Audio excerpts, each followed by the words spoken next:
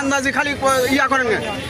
আবার না আমার 10 টাকা তো থাকা লাগবে, 10 টাকা তো থাকা লাগবে না আন্দাজি।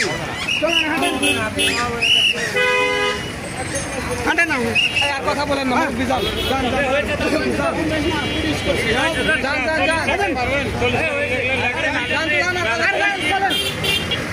দেখলেন আমটি বিক্রি হয়ে গেল।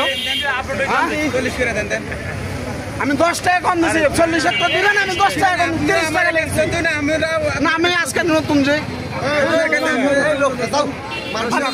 10 টাকা দুনিয়া করে আমি করে বেচা খামো না। এটা কি আমি গোডাউনের থমো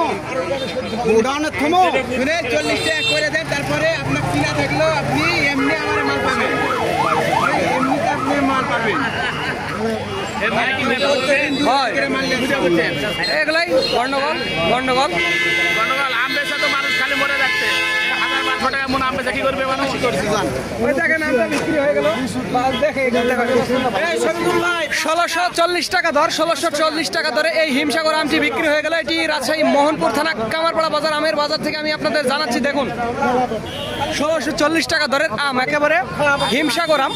3টায় কেজি হবে, 3-4টায় কেজি হবে, এরকম কোয়ালিটির আম।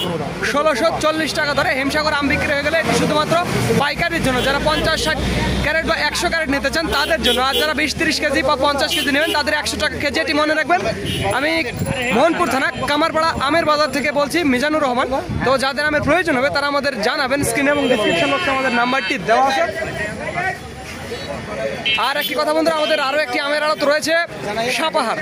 সাপাহারে আমাদের আড়ত রয়েছে। যারা ঢাকা, চট্টগ্রাম বিভিন্ন জায়গা থেকে আসবেন তাদের জন্য থাকা এবং খাওয়া totally free.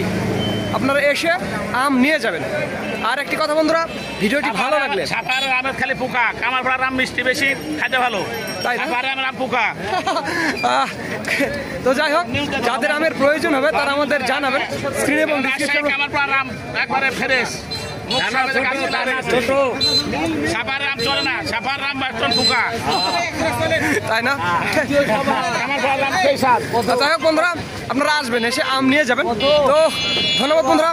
This is Mizanur Rahman from Kamarpara বাজার, রাজশাহী।